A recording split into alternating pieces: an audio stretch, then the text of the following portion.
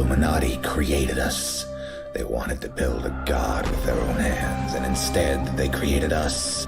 Just because I'm made of silicone and aluminium, I must be doing something wrong. That's machine stereotyping, that is. That's reality, that is. Machines are second-class citizens. Humans are sentient persons by default, ma'am. They have personhood by heredity. There are thousands upon thousands of overqualified slum dwellers. You are my peon. Don't you get it? This wasn't a job. It was always just an excommunication sentence. We're pawns in a feud bigger than we can imagine. Turn the cogs of the machine before Leviathan grinds you up and swallows you and yours. We don't get to choose our hand, comrade. Prince, peon, rich, poor, human, robot. I invented the crux of the royal's power, the secret to consciousness, our existence itself, the meaning of life. I'm the $6 billion baller. Have some trouble, youth. You are my greatest creation of all. I had to build my own family. I hate your son. I hate your son. I'm happy to smash all of the crowns and throw the gold shards down to the people. I will be the iconoclast queen. But who makes you queen anyway? You? You and whose army, princess? You and whose army?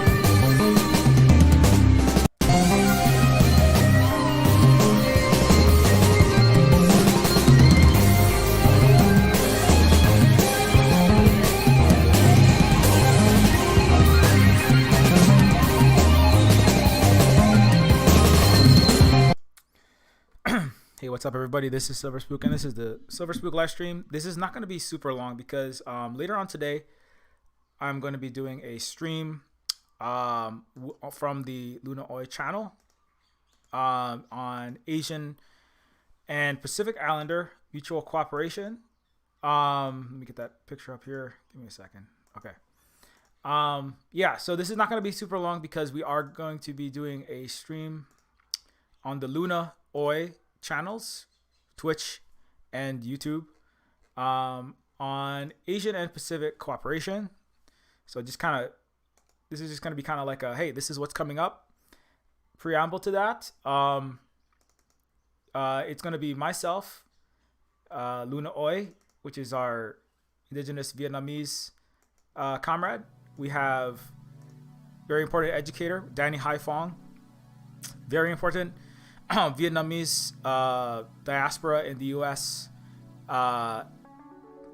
very important anti-imperialist left journalist of the Black Agenda Report, co-editor of the Black Agenda Report, co-host of the Left Lens, writes for CGTN and other publications. Carl Jia is a very important premier Chinese historian and number one battler of imperial Twitter on behalf of the non-imperial world. And Carl Jia is very knowledgeable on the topics of China. Is also made from Sichuan. I think I'm getting that wrong, but mainland is from mainland China. Lived in the United States for a long time, and then I believe is not in the U.S. anymore. But Carl Jia is another very important voice in this conversation. Akemi is our indigenous Uchinanchu, which is the peoples of Okinawa, what is known as Okinawa. A member of that community was born in Peru, raised for a lot of time in the United States, and is recapturing a lot of that heritage and of a people that have suffered terribly under colonialism and continue to. That's what that image is in the center. There is close all bases. This is from a huge protest in Okinawa against the U.S. Ongoing terrible military occupation, and that's a image of their indigenous dances and songs in the top, possibly from a bone dance festival, but I could be mistaken. But that's some of the indigenous culture there. And then we also have I'm sorry. This should be. I should change this flyer to. It's not going to be YRN Yaron, who was on the last week's panel, but it's going to be Naftali Faulkner, who is a indigenous Maori person who is from the Aotearoa, also known as New Zealand, and creator of the very excellent indigenous created anti-colonial cyberpunk adventure game, first person game, photo game, similar to, what was that game? Crap, I can't remember what it is. It was something in Japan. It was a Japanese game about photography, but it deals with youth culture, rebellion, trying to resist against this process of colonization, imperial occupation, where it's kind of just like living in that kind of a future. And Umurangi Generation is a very great game. I played the entire thing on one of my streams on Twitch, through multiple streams on Twitch. And of course, I will be representing the Native Hawaiian people in the ongoing illegal occupation of the sovereign country of Hawaii here in Hawaii. So anyway, Asia Pacific Cooperation is the topic. It's on youtube.com/LunaOi on Luna's YouTube channel, and twitch.tv/LunaOi, Luna_Oi on Twitch. And we'll be talking about our histories. We'll be talking about our present. Peoples of Asia Pacific, multi-thousand year histories, struggles, how we can build new Silk Roads to steer our planetary ba'a, or boat, that's a Hawaiian word that means boat, toward win-win cooperation rather than needless east-west conflict. So join all of us in about 4 hours for that conversation. And I'm going to be getting off in shortly, but just a little bit. I was just looking this up, some things that I'm going to possibly bring up, but Holly and I, we had just watched a show called Warriors of the Rainbow. Sidik Bale. It's a very it's a good film, but it's pretty violent, so it's like non-stop war basically in this show. But Warriors of the Rainbow, Sidik Bale is a movie about the Taiwanese historical drama by Wei Taisheng and produced by John Woo, based on the 1930 Wuxi incident in central Taiwan. So it does follow an indigenous people that are related to the Hawaiian people. Now Taiwan has a very colonial history that predated this incident, so it's a complicated history there in Taiwan, including colonization by the Japanese, the French, and this is after the Imperial Japan took Taiwan as a colony. China, through I believe it's the Treaty of Shimonoseki, unless I'm getting that incorrect. And during this treaty, Japan takes over and just kind of brutalizes all of the people, including the I believe they're the Bunun people, but they're the indigenous people of this particular mountain region of Taiwan that are technically related to us. I believe they're one of the Austronesian family of peoples that's from Hawaii to Maori in Aotearoa, just like I was showing, all the way to Madagascar in Africa, and so this is a show that talks about that. This is a very sad part of the history. It doesn't end very happily. They basically get wiped out, unfortunately, but they do fight against the imperial occupation of the Empire of Japan in Taiwan, and that's a movie version of it. So at least, and it does deal with the history of the Japanese have schools where the children have the indigeneity beaten out of them, very similar to what America, Canada did. My favorite part, not that it's not good, but it represents, like, it does show the variety of, the diversity of tactics, as we might say, for enforcing colonizer ways, erasing the indigenous local language, the indigenous original language, destroying their culture, destroying their people, brutalizing them, demoralizing them, kind of like annihilating them, and then the elder Mona, the one of the chiefs of the tribe, becomes like a sad, depressed, drunk, as all the children are being forced to learn Japanese, forced to dress in their way, forced to hate their own culture, and even as they're like getting better, slightly better, you know, they get to dress in Japanese attire, but they're always, either Japanese say, well, you'll always be a savage, though. They call it, savage is used again and again and again. You're always a savage. You're just a savage. And they're still paid less. They're treated with less respect. They're all, you know, it's very much, you can see what Britain did, what Spain did, what France did, what the US did in all of their colonies, and this kind of just complete subjugation of the people. And then they do fight back against it, but they then, like, 3/4 of their entire tribes get wiped out. So it's also, to me, like, the ending of this, like, I was just talking to Holly about this after we watched it, which is that, like, while it's a good depiction of indigenous people, it also leaves out some of the fact, which is that they had already been colonized, but these areas had already been colonized by the Dutch, Japanese. There was a lot of violence that had already undergone there. It's not like first contact, really, but it is a people that had tried to survive centuries of violence and impositions of war, and now they are headhunters. At the beginning of this film, that's what they're doing, but they, you know, it's a good show to show like how the colonization process works. That yes, it's incredibly physically violent. It's racist. The racism goes along with the colonization, right? Which is like, you people are backwards. You are uncivilized. You don't have advanced technology. You're all terrible people, and we have to come in and fix you. And that is a justification for taking over. And then it's like, oh, and by the way, you have all of these wonderful resources in your mountains, and what a great platform you would make for increased incursions into China, right? Which is what the U.S. would like to use Taiwan to do right now, as a platform, like what Hawaii is, like what Okinawa is, like what Guam is, right? Like what Kamala wanted Vietnam to be, which was another platform to push and crush any attempts for actual successful socialist, peaceful, cooperating, you know, civilization that helps bring people out of poverty, feed, clothe, heal, give people the things that they need, and live on a sustaining, you know, just more ethical and functional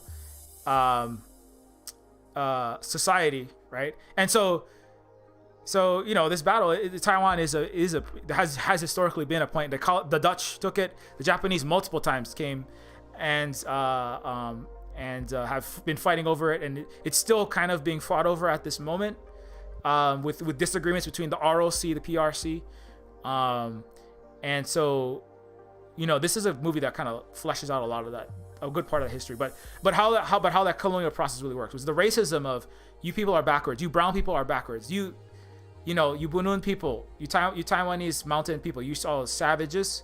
You don't deserve to exist. You deserve to be annihilated because we're just better than you, right? There's a guy, Lawai69, that currently Daniel Dumbrell is very important political educator on the realities of anti-China, anti-Asian, and you know, Western imperial military-industrial complex propaganda. But one of the main narratives that these people try throwing out, Serpent ZA and these kind of people, is that the West was justified in everything it did. All the empires, the US, and before it, the British Empire, and the Japanese when they were doing it, and but especially the West, because we're white, and we were always justified. We just, as long as everybody played nice, we were there to protect you, like a mafia. Like, it's just, we're here to keep the world trading nicely, as long as they speak English, as long as they do what we say, and I mean literally do whatever we say, and then we're gonna let you have freedom and democracy and prosperity. That's a lie. They don't, right? Just like the Japanese say to these people, right? In the Bunun people, the Japanese tell their people in Warriors of the Rainbow, oh, we're gonna give you post office and a school, you know, and make you civilized. We're gonna give you education, you're gonna have a great success now. But they never really give them, you know. They never really give these people, you know. They sound like Samoan, you know. Listen to the way they talk. They sound like Samoan, Fijian kind of intonations. These indigenous people of Taiwan, which we are Hawaiians and we're all related to. I believe, as I said, Austronesian family of peoples and languages. And the Japanese don't. They say they're going to give them prosperity and make them great, but they're always second-class citizens, you know? Like the way black people are treated in the United States, the way that indigenous people are treated, even if they go to the good schools like I did, right? And that my language was erased. You know, it's like watching this is like watching my own existence. My mom was always treated as a second subhuman person because her hair was kinky and she's brown, you know. And they put a Kamala Harris or Obama in a high place, blackface in high place. How is that doesn't help liberate the people of color in the settler colonial United States, right? That's why Black Lives Matter was even a thing, and that's why the 31 million people that came out for the biggest uprising in the history of the United States was for Black lives after George Floyd was murdered, right? That history that's in settler colonial United States is very much, you can see it happening. You can see the beginning, and then not the beginning, but you see like mid-process the early violence and the early racism, and then the murder, the genocide, the cultural genocide, the literal physical slaughter, massacre, the burning of the village, the destruction of the signs, breaking of the people, forcing the people to brutalize their own people, which makes them hate themselves even more, right? That's like when a black cop is asked to police and beat up on their own people, like Kamala Harris. Kamala Harris is like the Bunun indigenous police officer that gets hired by the Japanese, gets a better pay, gets a slightly nicer house, gets a Japanese wife, right? But he beats his own indigenous people in the schools. And then the chief says, weren't you the one that was beating on your own people? Why do you beat your own people? Right? Well, they have to be civilized. They have to, and then there's all these internal justifications for the colonization, right? Like Kamala will say, well, I had to lock up illegitimately thousands and thousands of my brothers and sisters because, you know, like she would say, like, they're all truant. There's a lot of Bloods and Crips. These parents are just lazy. They're backward. And all these black people, my black people in California, they deserve what they got. You know, it's so much like what happened. You know, it happens everywhere. Same thing in Hawaii.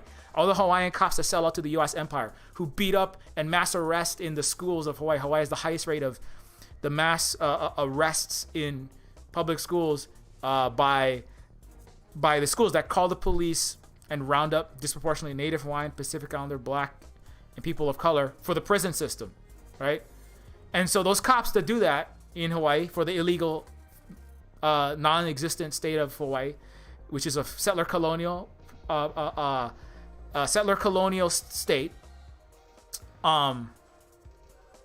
you know, it's the same process in Hawaii. So that part of the movie is very much appreciated. It's like a whole lot of there's pretty nasty scenes in it, a lot of blood and a lot of fighting in it. But it is you know, it is a movie that does bring to light a criminally too underknown part of history. I wish there was a movie where it's America or Britain doing the colonization. That's just like the same thing, but with America doing the colonization against, you know, Hawaiians, indigenous people of Turtle Island, Americans in Okinawa. You know, gonna have a hard time making that nowadays. But I mean, I feel like these are films this is history that needs to come alive over in the future with even better movies than this one. You know, the thing is, this one is not really a happy story. It's not if you want to feel, you know, enthused and energetic and hopeful for the future, this is not really one of those. They get annihilated, you know. Like it has things in common with The Last Samurai. I feel like there might be one actor that might have been in The Last Samurai, but I could be mistaken. The general, but I might be mistaken on that. It's like The Last Samurai, but instead of the Japanese being wiped out, it's the Japanese wiping someone else out, and the samurai being wiped out. And then you know, but it has a very similar kind of, you know, people that don't like they're people that are like, you know, they're at a lower level of technology and economic development, like very bravely and valiantly warring culture, resisting with, you know, their swords and their blades a violent imperial incursion, but then it doesn't end well. So another lesson I like from this film is that another lesson that like I take from this film is that, like, you know, just simply military resistance to a vastly more powerful imperial force doesn't always work. Like sometimes, but it has to be really well thought, and it has to be much more coordinated. And education is, I would argue, you know, because when I looked at, you know, who survives of the Bunun people, I believe that's who this is. Bunun indigenous people, you know, they're basically white. They basically were destroyed. You know, Bunong, also still known as the Vonum, are a Taiwanese indigenous people best known for the sophisticated polyphonic vocal music. They speak the Bunun language. Unlike the other Aboriginal peoples in Taiwan, the Bunun are widely dispersed across the island's central mountain ranges. There are 41,000 Bunun, 8% of Taiwan's total indigenous population, making them the fourth largest indigenous group. But you know,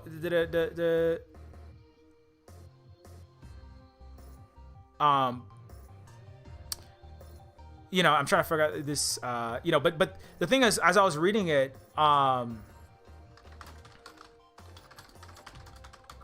was reading about Bunun culture, and it seems like, you know, they a lot of their ways had been successfully destroyed, like only with very recent, like, and they have the benefit of being under China, which is like actually supports its indigenous people. Like today, they're still in dispute, but Hawaii is, we are in full U.S. illegal occupation by a full-on murderous empire.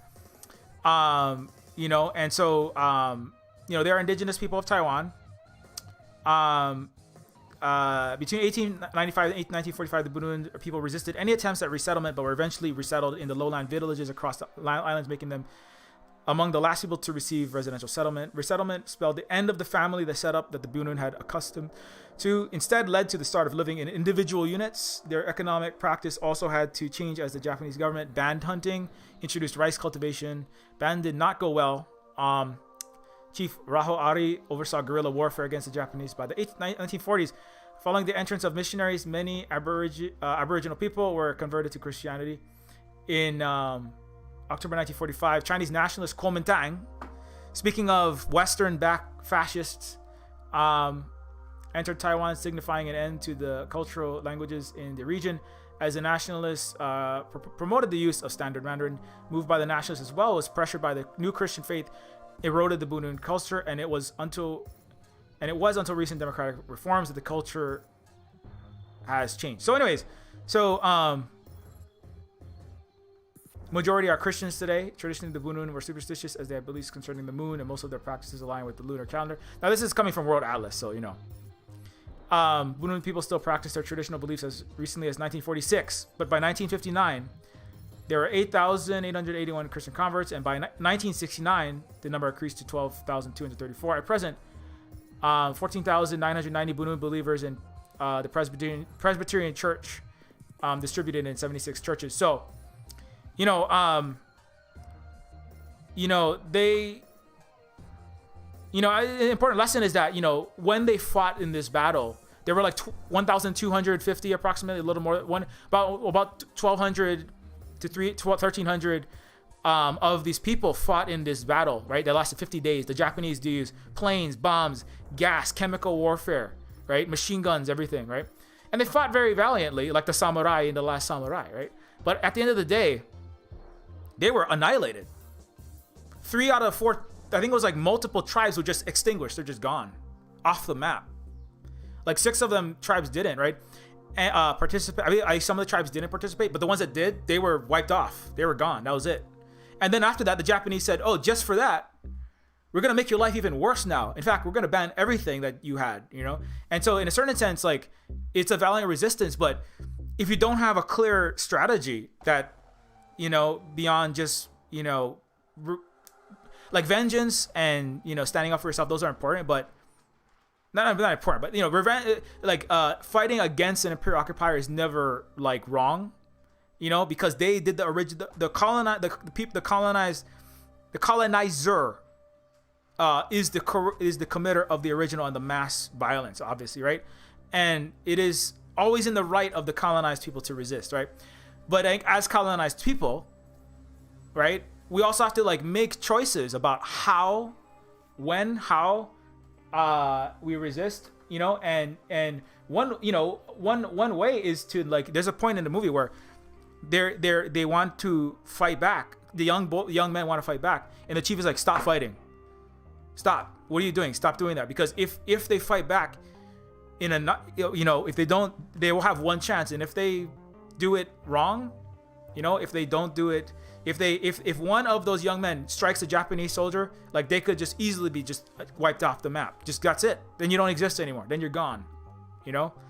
And that will feel good to the guy that's like fighting in that glorious battle. But then like how does that preserve your, you know, your ways, your culture, your children, you know? How does that really help in the long term? You know, so like that's kind of an important lesson. That's part of why Hawaii made the decisions that's why, you know, we Hawaiians made decisions about what best to do for us, you know?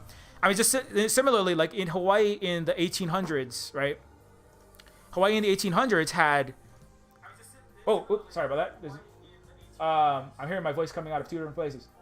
You know, we had we had possibly 1 million people in Hawaii, right? At one point, we had been decimated by just the process of incursion, the you know, illnesses, new diseases, etc. Smallpox did damage to us, but you know, also you know, we had like, there's like 40,000, you know, less than 100,000 Hawaiians were left at the end of the sorry, I'm just trying to find my thread here.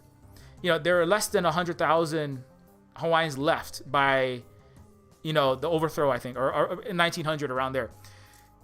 If Hawaiians had just fought against the U.S. Imperial gunboat, like the gunboat, massive military aiming its weapons and everything at Iolani Palace, huge military power, and we just like went full, every Hawaiian just went full military, just take whatever guns you had and run at the U.S. military, then we would have just been wiped off the face of the earth, like the tribes, the now fully eradicated tribes of the Bunun. There'll be nothing left of the Hawaiians. And the ones that remain, they're doing much, like a lot of them are not doing, Hawaiians have hundreds of thousands of us today, you know, like we have in Hawaii today, you know, we went from that 40,000. Now we have like, in the world, we have like hundreds of thousands, 500,000. And we've had successes. We've had like major successes against the colonizer, like when we defeated the U.S. military and the U.S. police on Mauna Kea, who threatened, they had the U.S. military was up on Mauna Kea. The U.S. police were up on they were out there. They mass arrested 8,000 plus of us. They tried to force their way on Mauna Kea. $15 million were lost, and then we defeated them on the mountain, right? And the strategy, you know, it really depends, right? It's just there were ex-military veterans on Mauna Kea that had done colonization for the U.S. Empire in Vietnam. You know, they'd piloted planes that dropped Agent Orange and bombs all over Vietnam. They knew military strategy. They were trained to by the Empire. Right, but if it's important to remember that, you know, defending your people, your nation, your colonized nation in particular, while that's important, it's also important to remember that preservation of life, you know, and the maintenance of, you know, we have to remember what you're defending, and that you're not just having an ego trip and wanting to spill a bunch of guts because you're a toxic dude. You know, because then. There were people on Mauna Kea who were like, there were guys who were getting pissed off as the police were bombing, as the police were mass arresting us, as they were flying Black Hawk helicopters over the Kupuna tent, as the B-52A Strato Fortresses were dropping bombs all over Mauna Kea in the middle of the night, right, trying to keep us awake. There was a period where we were there, and they came and we built a hale that was a library, educational place to keep books for kids to read on the Mauna Kea. Hawaiian, you know, construction guys came up and built these educational. They just built a little structure for kids to sit and play and read in. And then the U.S. illegal state, like the Japanese Empire, right? In Warriors of the Rainbow, right? You know what they did? The U.S. state of, let me have a picture of that. Mauna Kea, Hawaiian flag sawed in half. What they did is they came to our hale. Where I built it, and let me see if I can get a picture of that. Yeah, here it is, right here. You see this? They put the flag up, and then the cops, the U.S. Empire cop, again, just like the traitor cops in Rainbow Warriors of the Rainbow, the traitor cops came. A lot of them are Hawaiian, right? But that's how you colonize. Is you get the Hawaiian people, you get the indigenous people to join the empire, get a little. You get to be the in-house slave, right? You get to be slightly better food. Slightly better living quarters, not as good as the white, not as good as the colonizer, but slightly better. You get to wear a badge, you get a nice suit, right? And then you get to beat up and brutalize your own people, which breaks your own integrity, your own spirit. It breaks your heart, it breaks your spirit, it breaks your soul. right? Brutalizing your own people for the empire. And so that's what the cops did, is they chopped the flag in half and tried to egg on the native Hawaiians, the other Hawaiians on Mauna Kea. And there were guys who were like, oh, fuck, we gonna fuck you up, oh, you motherfucker, are you? Right? And if the toxic dudes that were less disciplined, right, were not held back by their wives, actually, and their partners and other people, and the wiser among them had to hold them back and go like, no. If you attack this cop now, they have the entire U.S. military here. We can wipe you out in 5 seconds. All they need is one Hawaiian to make a misstep in this. It's a struggle. It's a conflict. It's not full-on shooting war, right? But it's hybrid war. It's informational war. It's media war, right? It's always, we're still at war. We're all at war. Okinawa is at war. Guam is at war. Hawaii, we're still at war. We're all at war. We're all in struggle against international imperialism to this day, and but that's what, as I brought up, Miyazawa, the author of the writer of the very good song Shima Uta, a song for the indigenous people of Okinawa, which he didn't know about. It's a song, and he said, like, I made this song because Okinawa is still at war. The U.S. military is poisoning their land. We're gonna talk about that later today.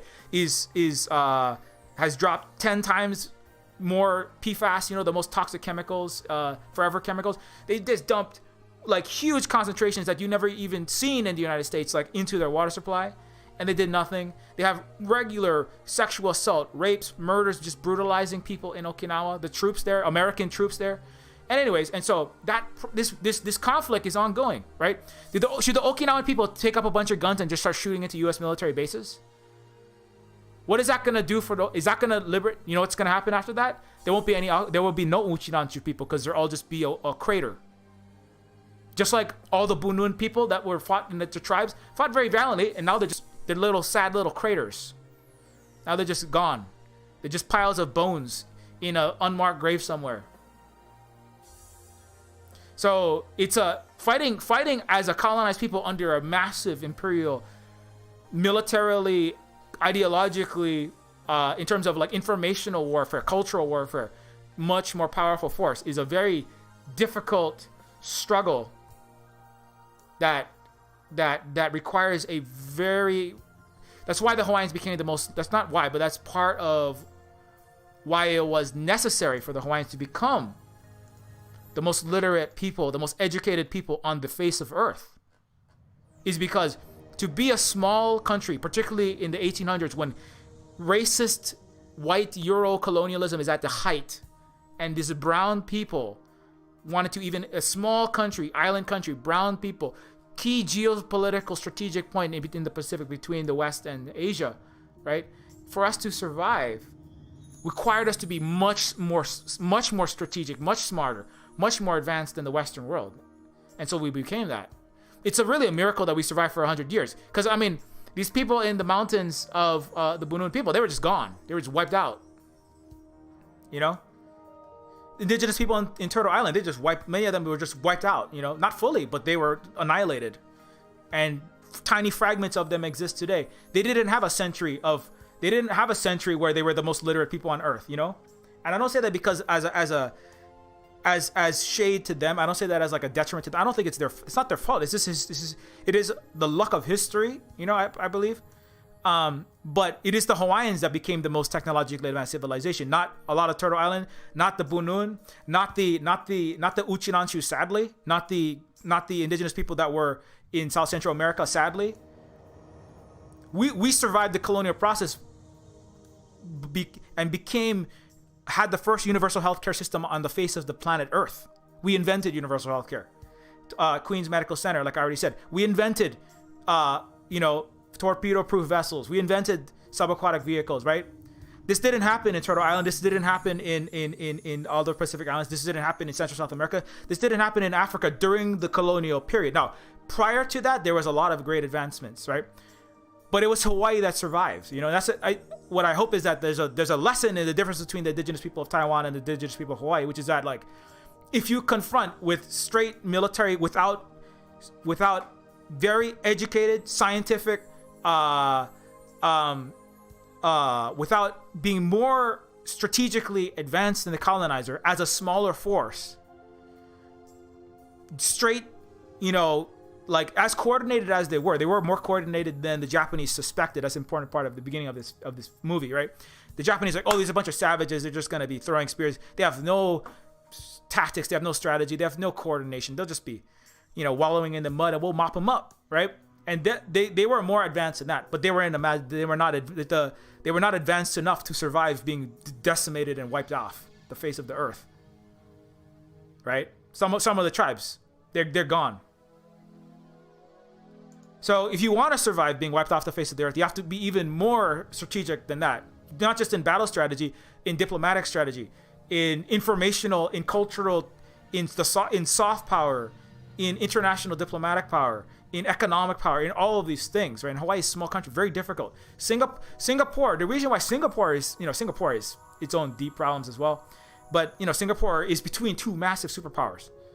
Switzerland also has survived between massive European powers. It's very easy to see a world in which there's no Switzerland. It's just some little nice mountain resort of Germany or France or another place. That's a possible version of history. European borders have changed and changed and changed. The fact that, it's a lot of diplomacy. It's a lot of, as a smaller power, the Swiss will never have an army the size of the British, the French. Some of it is the threat of some force. But a lot of it, is playing mega powers against each other, which is what the Hawaiians were doing in this time.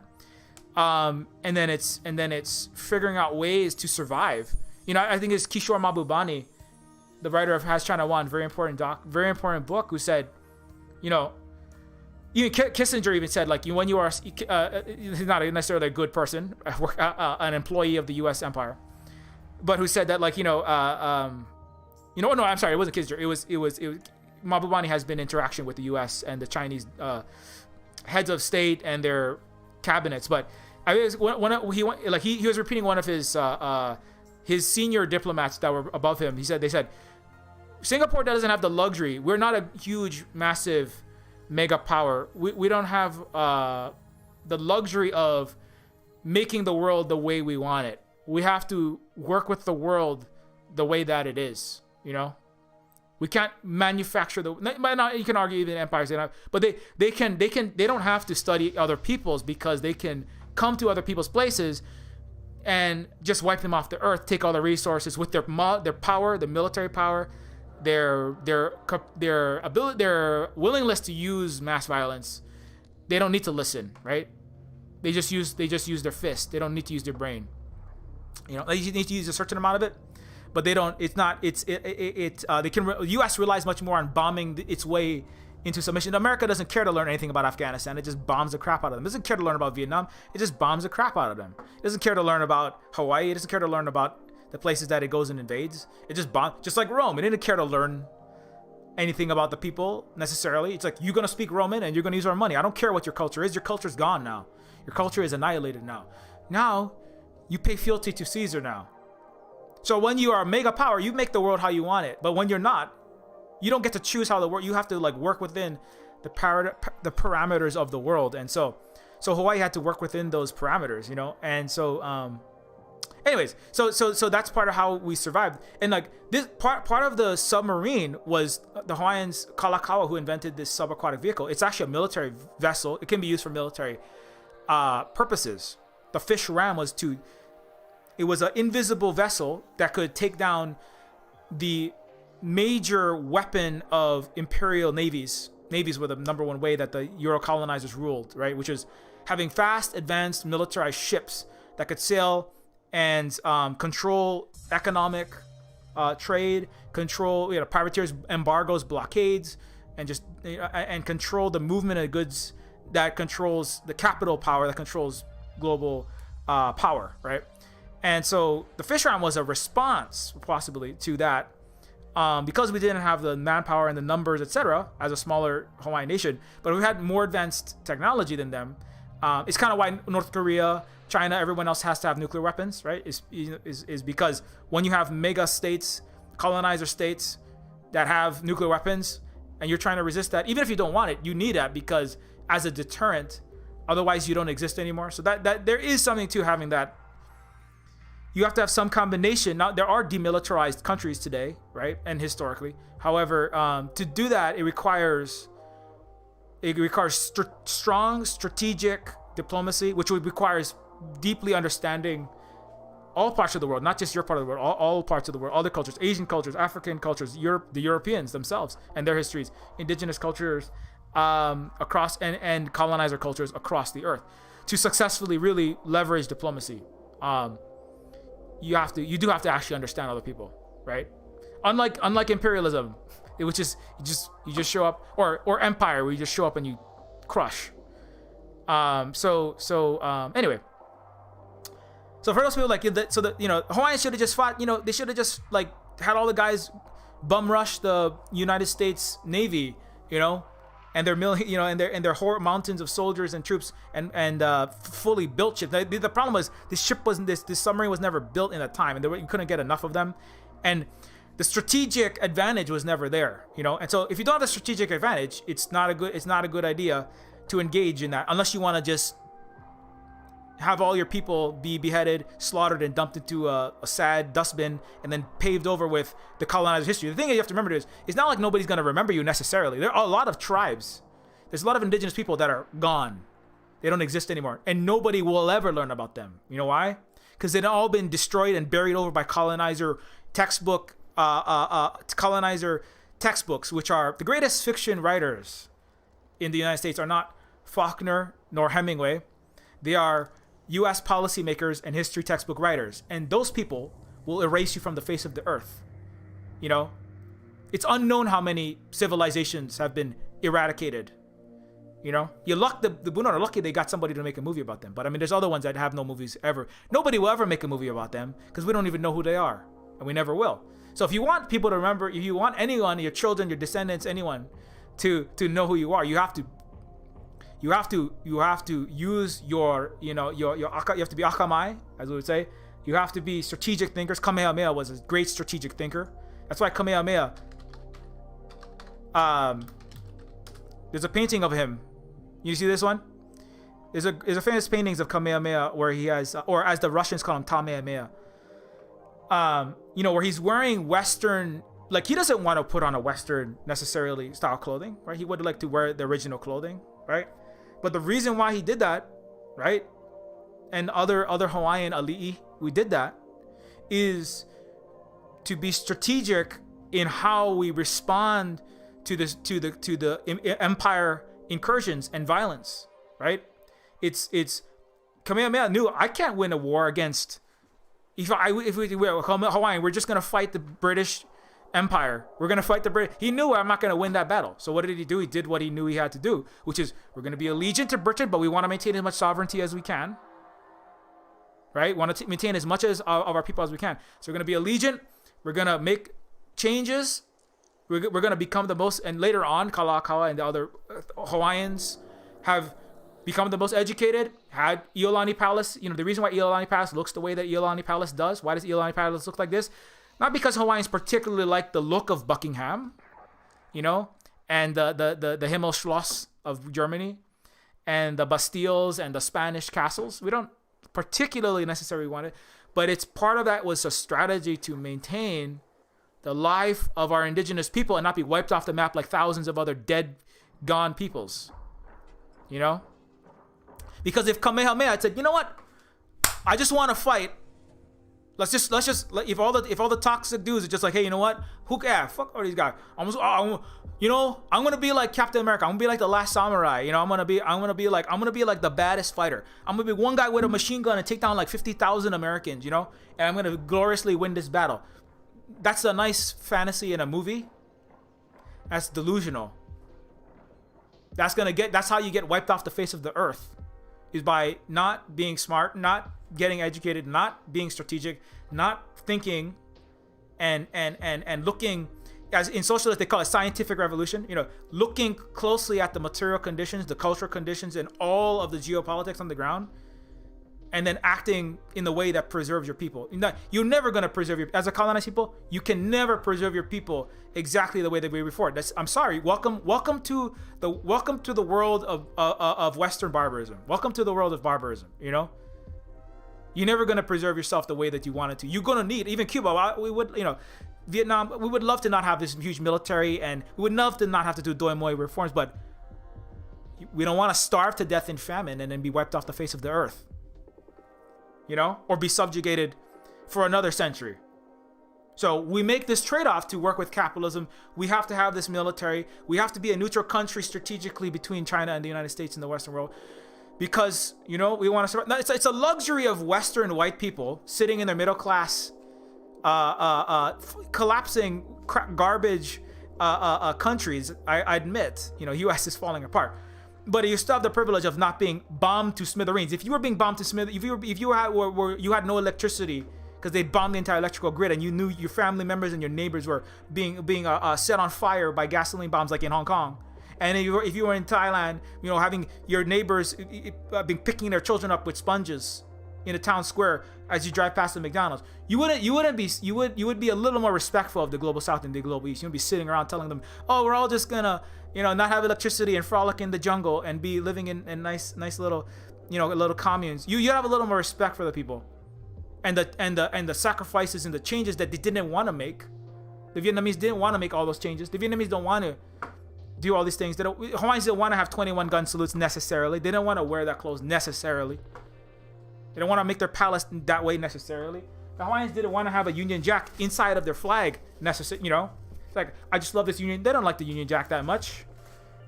It's because of British and the rest of them that Hawaiians had to do all the things that we've had to do. But they knew that to survive, this is what must be done under the current material reality.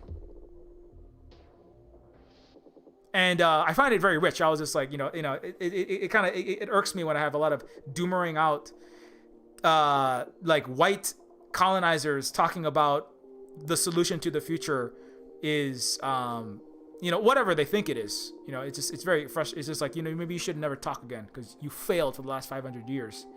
And you're still talking, and even if you are not, terrible or necessarily diseducated, you're reading and listening to other people from your failure, barbarian empires like Spain, Britain, France, Canada, Australia, the United States that all work together. Germany that's still colonizing Namibia, France is still colonizing Rwanda. So maybe shut the fuck up, like Luna always says. Listen to people who have successfully built housing, healthcare. There are 40 times less malnutrition deaths in Vietnam than the United States. The life expectancy in Cuba is longer than that in the United States, despite being many times poorer and in a constant siege under the greatest capitalist empire that the world has ever seen. China has 1,000 times less homelessness than the United States per capita. Laos even better than that. They've defeated COVID-19. They're building mutual cooperation and trade across planet Earth. Maybe stop talking. Stop writing your ridiculous books. You don't have an education system. 75% of Europe and France think that the U.S. won World War II. So whatever you're saying, it's probably full of bullshit, and you don't have the empirical, material, proven successes. As an entire empire, which is what you're in, to talk about what the solutions are. You can help to accelerate the decline. You can help get America off of the illegal occupation of Hawaii. Please do that. But please follow our lead if you can. Yeah, what's that? Okay, yeah, we should probably get up. It's 12:46. I gotta go eat lunch. So we will be continuing this later on today with the panel. So don't forget, 4 p.m. Hawaii time, 7 p.m. Pacific time. We'll be talking to all of our friends from the global East and the global South. Luna Oi, Vietnam, Danny Haifong, Vietnam in the United States, Carl Jia, from Chinese descent and from China, Akemi, Okinawa, YRN, Naftali, who is substituting for YRN of the Maori people, and I represent Hawaii. So tune into that, and of course, everything that we do here is supported by the sales of this game called Neofeud. Neofeud is a cyberpunk dystopic adventure game in the vein of Blade Runner with the overlay of Game of Thrones like political intrigue and hand-painted stylized visuals. It is a game. This is a game about living under colonization, like I said, right? It's a game about that. what that process has meant in 1980s to the 2010s for me, or 2020s technically, personally, as a illegal occupation of Hawaii. But it deals with capitalism. It does deal with capitalism. It deals with racism, social inequalities. That is, it's relatable. It's actually, it could be, it's very relatable to anybody who loves cyberpunk, Blade Runner, Ghost in the Shell, Bernie Chrome, William Gibson, lots of those references. But it's many things. But on another level, that's what it also is. So if you find this game fun and entertaining, do consider leaving even a very short review for this game on Steam, and it does help us out a great deal with all of the work that we do here. You can also find us on itch.io. Neofeud is on itch.io for Windows, Mac, and Linux, and it is a game that is on sale, and it's also, you can get it DRM free on itch.io. You can also support us on Patreon at patreon.com/Neofeud, where you can give recurring support, access to the Silver Spook Discord, and also you can get access to some behind-the-scenes work that I'm currently doing on Neofeud 2. You can also follow at Silver Spook Games at octodon.social. Mastodon is a decentralized, non-capitalist, controlled, federated social media platform. It's a very cool platform that doesn't have billionaire capitalist corporations doing Wall Street and the Pentagon's job for them, like the Death Star satellites do. However, while we have access to the Death Star satellites, you can follow at Silver Spook Guy. And Silver Spook Guy is my personal account, and you can also follow, if you would like, Silver Spook Games. Silver Spook Games is my games-related account for Neofeud, Neofeud 2, Terminus Cyberstar, which is coming out soon, or sometime soon.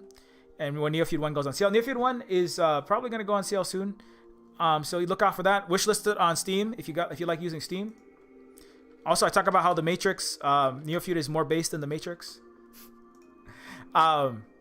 It's inspired by the Matrix. Anyways, Terminus Cyberstar is a low-poly cyberpunk immersive sim in the vein of late 90s PC games like Deus Ex 1 and System Shock 2. And it's a game that's coming out sometime in the near future.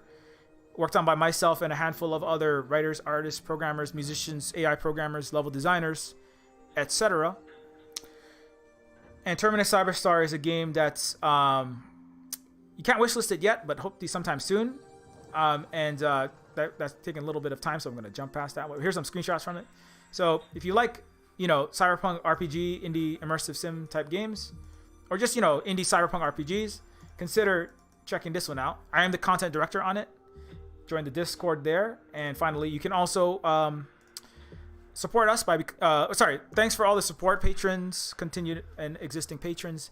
Dave, James Wheaton, Mixilla, Mr. Brewer, Kyle Rapp, Belinda Ann Taylor, Flagrant Ferret, Maxine Boylo, Industrial Robot, Johnny C, Alana Montero, Sean Conlon, Danny Carroll, Eric Wright, J.R. Morgan, Swampcraft, The Reader, Stumble Bums, Right 455, Sweet and Sanctified, Bear Ashton Green, Alfonso de Lazar, Akemi, Akemi's on the list.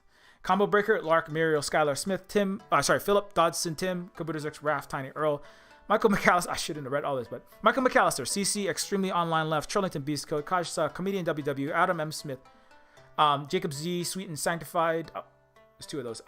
J. Owen, Sean Lynch, Jose Antonio Hernandez, Torbida, Mass Casualty, Roll Quinn, Russ, Brendan Long, William RDT, Say Sharp, Christopher Strom, Quinn, Londo, Angzo Spring, Sean Bob, J. McBroderick, Shara Banks, and Jan Jake. I feel like I just repeated somebody here. I think there's two of these. Sweet. I keep reading that Sweet Potato. I know that's not your name, but Sweet and Sanctified. I'm sorry. I gotta delete one of them. Okay. Anyways, thank you very much, patrons. It is hugely appreciated. Of course, always thank you to our very important member of the Silver Spook Cooperative, Holly Argent, for important moderation and curation, which is very valuable, particularly in a time of nasty people trying to wreck streams all the time. So very much appreciative of that. And join us at 7 Pacific time for the Asian and Pacific Islander Global Cooperation Digital Silk Road stream.